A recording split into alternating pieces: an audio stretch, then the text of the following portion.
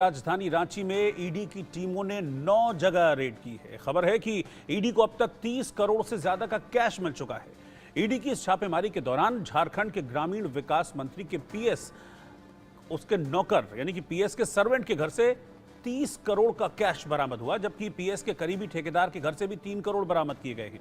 अब दावा यह किया जा रहा है कि रांची के एक कमरे से बरामद इस नकदी को गिनने के लिए 6 मशीनें, नोट गिनने वाली मशीनें लगातार काम कर रही हैं।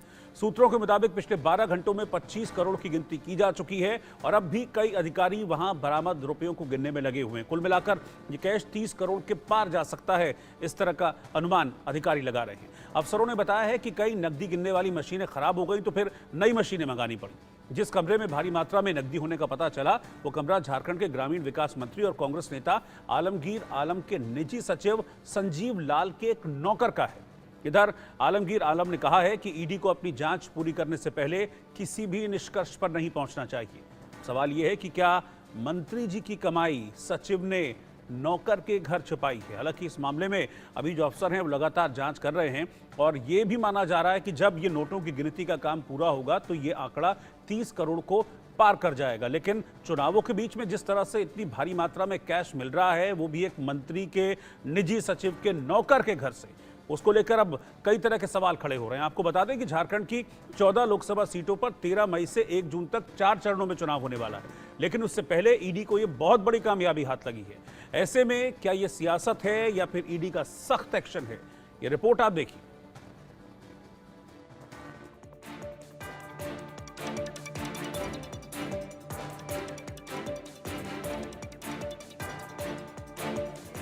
झारखंड में भ्रष्टाचार का आलम देखिए, नोटों का अंबार देखिए, करप्शन की काली कमाई का खजाना देखिए।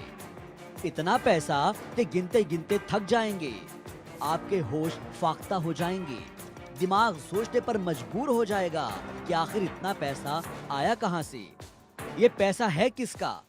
आपके हर सवाल का जवाब मिलेगा, लेकिन पहले जरा इन नोटों के ढेर को एक बार फिर से देखिए। क्या आपने कभी देखा है इतना पैसा? आइए अब आपको सिलसिलेवार तरीके से बताते हैं कि आखिर पूरा माजरा है क्या। दरअसल झारखंड में ईडी ने पीएमएलए के तहत कई ठिकानों पर छापेमारी की है। खबर है कि ईडी की यह कार्रवाई निलंबित चीफ इंजीनियर वीरेंद्र राम और उनके करीबियों के ठिकानों पर की गई है।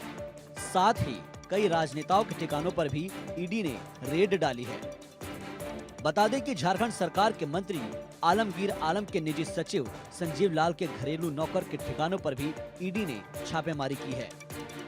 जानकारी के मुताबिक इस छापेमारी में करीब 30 करोड़ रुपए कैश बरामद हुआ है। आपको याद दिला दें कि प्रधानमंत्री नरेंद्र मोदी लगातार अपनी रैलियों में भ्रष्टाचार का मुद्दा उठा रहे हैं और कमोबेश हर रैली में पीएम मोदी करप्शन के खिलाफ मुहिम चलाने की बात कह रहे हैं और साथ ही भ्रष्टाचार खत्म करने की गारंटी दे रहे हैं। आज यहाँ पड़ोस में झारखंड में नोटों के पहाड़ मिल रहे हैं, नोटों के पहाड़। लोगों का चोरी किया माल पकड़ रहा है मोदी वहां। अब मुझे बताइए, मैं चोरी बंद कर दूं, इनकी कमाई बंद कर दूं, इनकी लूट बंद कर दूं, तो मोदी को गाली देंगे कि नहीं देंगे? देंगे कि नहीं देंगे? लेकिन गाली खा करके मुझे काम करना चाहिए नहीं करना चाहिए? आप मुझे बताइए। मुझे आपकी पाई पाई बचानी चाहिए कि नहीं बचानी चाहिए? आपके हक का पैसा बचाना चाहिए कि नहीं बचाना चाहिए?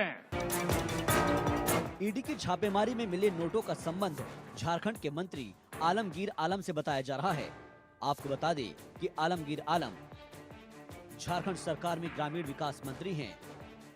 कांग्रेस पार्टी से विधायक हैं आलमगीर आलम। झारखंड के पाकुड़ से 4 बार के विधायक हैं और झारखंड विधानसभा के अध्यक्ष रह चुके हैं।